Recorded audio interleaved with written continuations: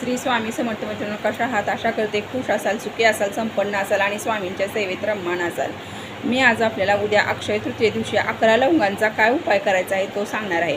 तर आपल्याला उद्या सकाळी, दुपारी, संध्याकाळी कधीही आपल्याला वेळ मिळेल त्या वेळेत आपल्याला एका लाल स्वच्छ वस्त्रावर चांगल्या लवंगा, म्हणजे फूल दांडी वगैरे व्यवस्थित असणाऱ्या, दांडी तुटलेली किंवा फूल नसलेल्या लवंगा घ्यायच्या नाहीत.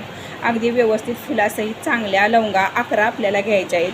त्याच्यावर हळदी, कुंकू, अक्षदा आपल्याला व्हायचे आहेत. फुल काय टाकू नका, फुल पोटली आपल्याला तयार करायची, त्यामुळे त्यात ते खराब होईल. तर हे आपल्याला माता लक्ष्मीसमोर ठेवायचे आहे देवघरात. आणि त्यानंतर आपल्याला त्याच्यावर किमान 16 वेळा महालक्ष्मी अष्टकमचं पठण करायचे आहे. 1 ते 8 ओव्या आपल्याला महालक्ष्मी अष्टक आहे आणि तिथून पुढे त्याची फलश्रुती आहे. त्यामुळे 15 वेळा आपल्याला 1 ते 8 ओव्या म्हणायच्या आहेत आणि 16व्या वेळी संपूर्ण महालक्ष्मी अष्टकमचे पठण करायचे आहे. आणि ती पोटलीनंतर आपल्याला लाल कपड्यात ते बांधायचे आहे. आणि आपल्या मुख्य दरवाजाच्या, आपण आपल्या घरातून बाहेर जाताना उजव्या हाताला उंबऱ्याच्या बाहेर वरती आपल्याला ती पोटली टांगायची आहे.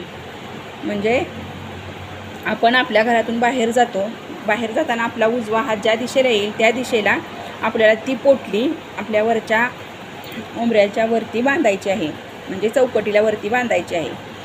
तर हा उपाय आपण करून बघायचा आहे. त्यामुळे आपल्या घरात पैसा टिकत नसेल, लक्ष्मी येत नसेल, एखादी बाहेरून व्यक्ती आली की आपल्यात सतत भांडणं होत असतील, तर असा जो काही प्रकार आहे तो टळण्यास मदत होते आणि माता लक्ष्मी अखंड स्थिर राहण्यास मदत होते. माता लक्ष्मीला लवंगा अतिशय प्रिय आहेत, म्हणून अक्षय तृतीयेला आणि अष्टमीला आपण लवंगांचा उपाय अवश्य करावा. उद्या हा 11 लवंगांचा उपाय अक्षय आपल्याला धन देऊन जाईल. त्यामुळे 11 लवंगांचा उपाय करायला उद्या चुकू नका.